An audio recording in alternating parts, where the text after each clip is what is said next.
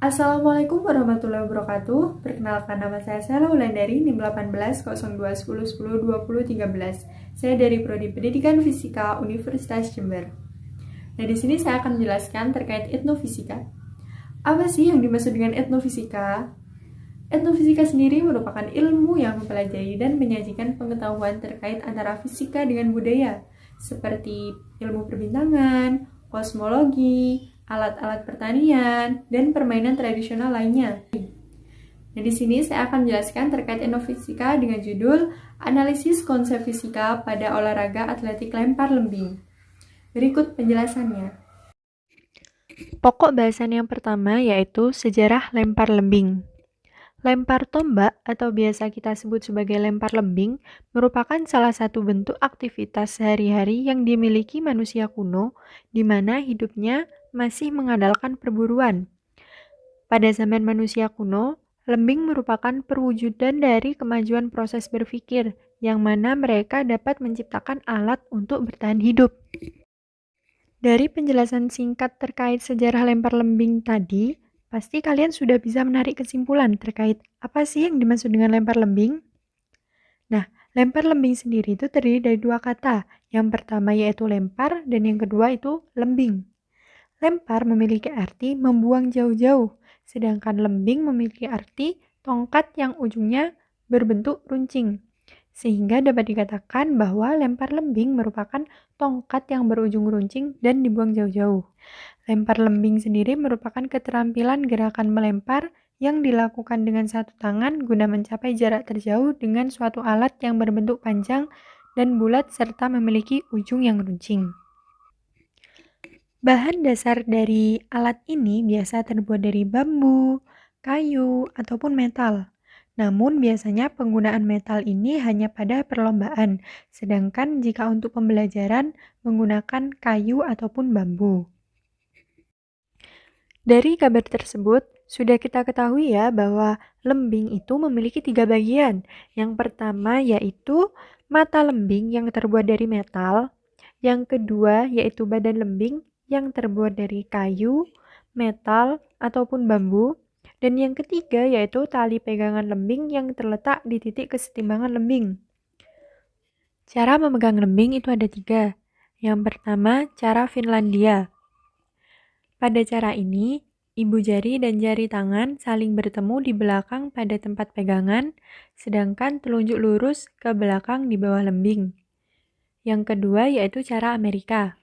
Pada cara Amerika ini, ibu jari dan jari telunjuk saling bertemu pada titik lilitan lembing. Cara yang terakhir yaitu cara jepit tang. Pada cara jepit tang ini, pegangan lebih terfokus pada jari telunjuk dan jari tengah yang digunakan untuk menjepit lembing tepat di belakang pegangan. Hasil analisis lempar lembing terdapat 9 konsep fisika. Yang pertama yaitu momentum. Dan di sini pasti kalian sudah tidak asing kan jika mendengar kata momentum. Apa sih yang disebut dengan momentum? Nah, momentum sendiri merupakan hasil kali dari massa suatu benda dengan nilai kecepatannya. Konsep momentum pada lempar lembing ini dapat dianalisis. Yang pertama yaitu saat pelempar atau atlet mengarahkan tenaga pada lembing dengan besar dan menyebabkan lembing tersebut bergerak. Kemudian, latihan teknik yang rutin atau intensif menjadikan pelempar atau atlet tersebut mengakselerasi lembingnya dalam jangka yang jauh.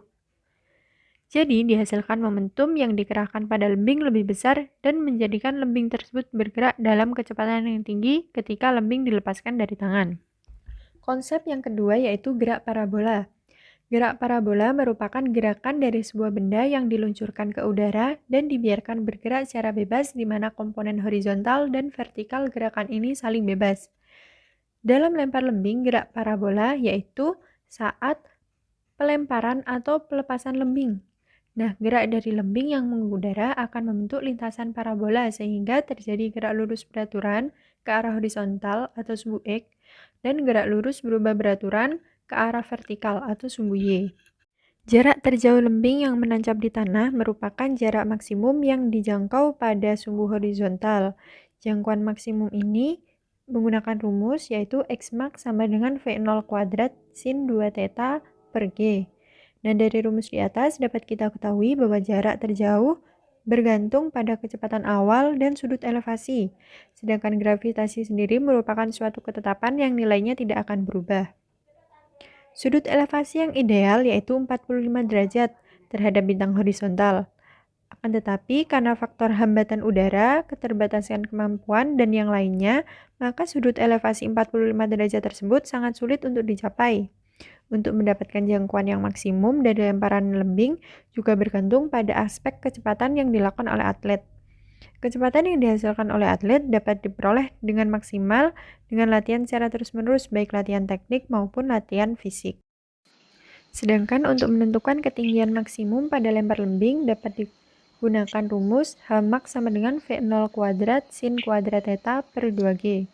Dan dalam lempar lembing sendiri tidak menghiraukan ketinggian maksimum, namun untuk mengukur ketinggian dari lembing tersebut dapat menggunakan rumus di atas. Di sini hampir sama halnya dengan menentukan titik terjauh dari lemparan suatu lembing.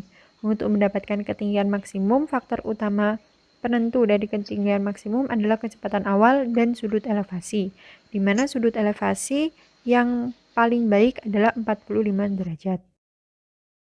Analisis yang ketiga yaitu hukum 1 Newton. Coba di sini, pasti kalian tahu kan, apa sih yang dimaksud dengan hukum 1 Newton? Nah, benar sekali.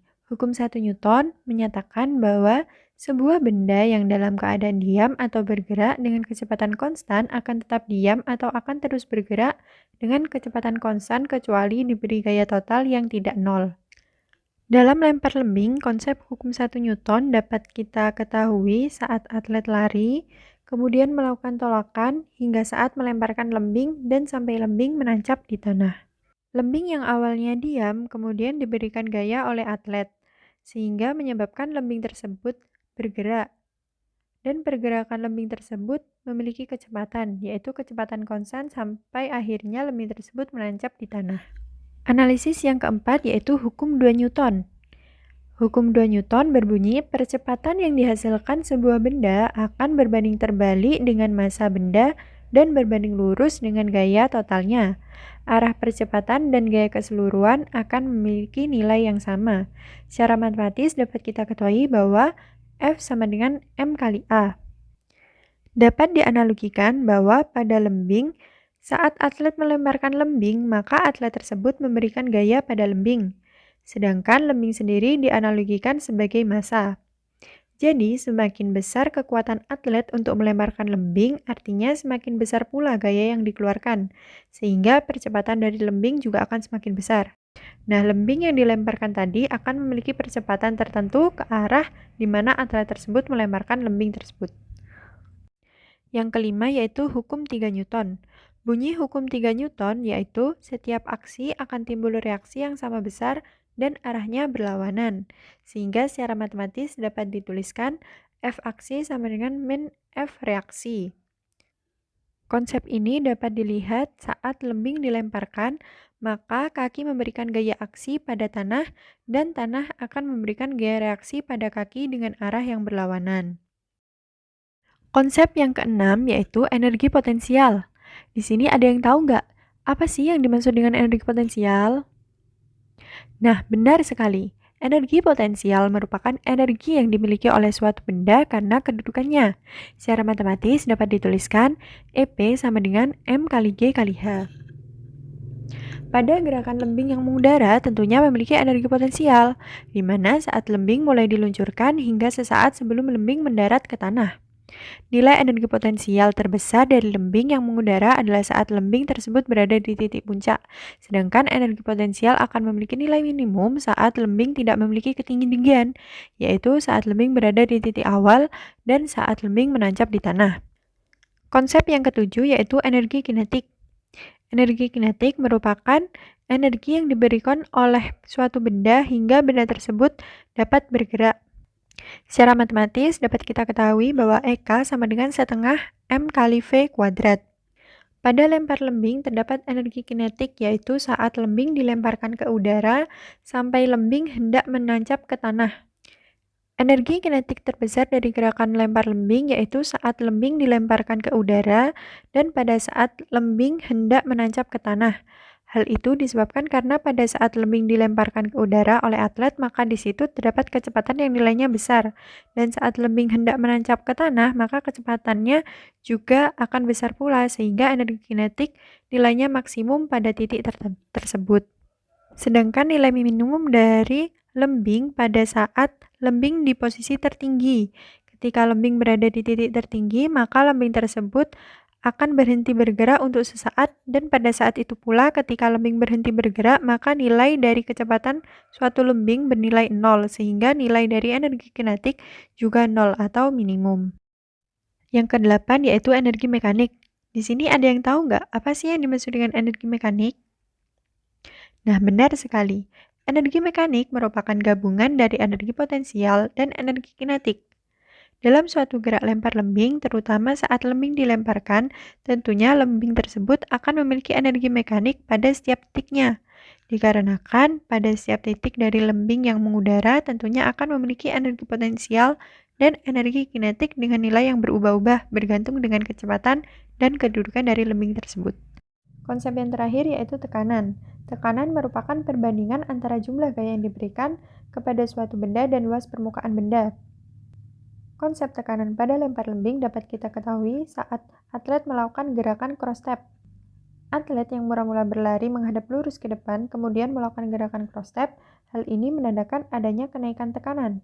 Atlet yang berlari menghadap lurus ke depan, otomatis luas permukaan dari tubuh atlet akan bernilai besar, sehingga menyebabkan tekanan yang dihasilkan kecil dan menjadikan pergerakan dari atlet tersebut sedikit terhambat untuk melemparkan lembing. Oleh karena itu, pada saat melemparkan lembing, atlet diharuskan untuk melakukan gerakan cross step, guna memperbesar tekanan agar atlet tersebut tidak terhambat dalam melemparkan lembing. Ternyata konsep tekanan tidak hanya pada gerakan cross step saja, melainkan konsep tekanan bisa kita lihat pada lembing itu sendiri. Lembing yang memiliki bentuk kecil, ramping, dan ujungnya yang runcing juga merupakan konsep tekanan. Lembing yang memiliki ujung runcing memudahkan lembing tersebut untuk mengudara dan membuat lembing tersebut bergerak dengan kecepatan yang tinggi. Bayangkan saja jika ujung lembing tersebut berbentuk kotak, segitiga, ataupun lingkaran, pasti akan mempersulit lembing tersebut untuk mendapatkan kecepatan yang tinggi. Ujung lembing yang runcing atau lancip tersebut menandakan luas permukaan yang kecil, sehingga tekanan yang diberikan akan besar dan menyebabkan lembing tersebut dapat dengan mudah untuk dilemparkan ke udara. Nah, itu tadi merupakan penjelasan terkait analisis konsep fisika pada lempar lembing. Kurang lebihnya mohon maaf. Wassalamualaikum warahmatullahi wabarakatuh.